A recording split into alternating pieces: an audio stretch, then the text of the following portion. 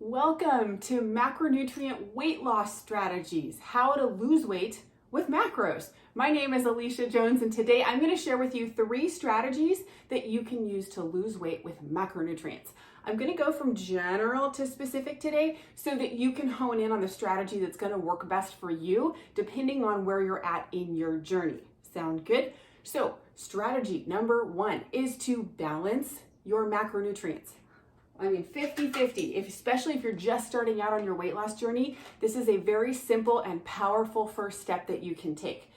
50% protein, 50% carbohydrates, and a little bit of healthy fat, okay? Depending on your current eating habits. Balancing is a big step in the weight loss direction because it's pretty much guaranteed to reduce the amount of energy your body needs to burn in order to lose the weight. You can literally start by eyeballing your protein and your carbohydrates, make them the same size, right? Add in a little bit of healthy fat, and truly just test that for a week. I'd always recommend that you take your measurements and your weight at the beginning of the week and then again at the week mark and see what kind of results you're getting. Then you'll know if what you're doing is working and you continue with it, or if you want the next strategy because it's more specific.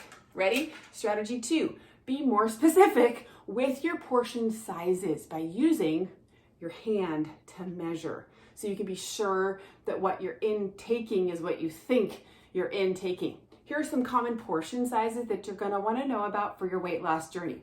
Half a cup, it's a cupped hand right there. Things like pasta, grains, okay? 1 cup, like a fist, things like fresh fruit, leafy vegetables. Then there's the teaspoon on your thumb and the tablespoon.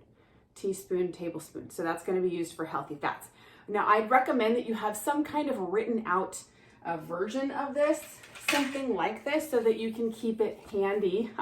And then you know if what you're doing, again, is working. You got to have a way of checking. Keep this in your kitchen, tear it out, put it on your fridge, that kind of thing. Again, I'd recommend that you test this for a week. Take your measurements and weight, and then again at the end of the week, and again, see if what you're doing is working. If so, great, continue. If not, here is strategy 3, even more precise, okay, is tracking grams. It's cool because tracking in grams are like 2 sides of the same coin. I love this, it's kind of fun for me. I'd recommend that you start by using the foods that you're already eating, right? Plugging them into a tracking app. MyFitnessPal, Fitbit, Halo, the health app on your phone. See how many grams of each protein and carbohydrate that you're regularly eating. You might be surprised, okay? Here is what you're looking for so that you can make further adjustments. So for example, typically apples are 20 grams of carbs, okay? Typically a cheese stick runs about 7 grams of carbs. So to balance, you would need 1 apple and 3 cheese sticks. That's 20 to 21 grams.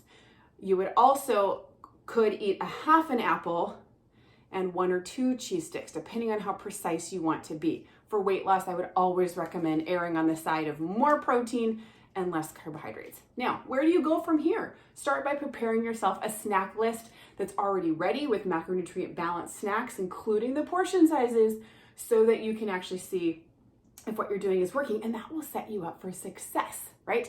If you want one that's already done for you, go ahead and grab the one I prepared for you. You can download it by going to the link in the description of this video below right now. So I hope you got value from today's video. If so, please remember to like and subscribe, and I'll see you next time.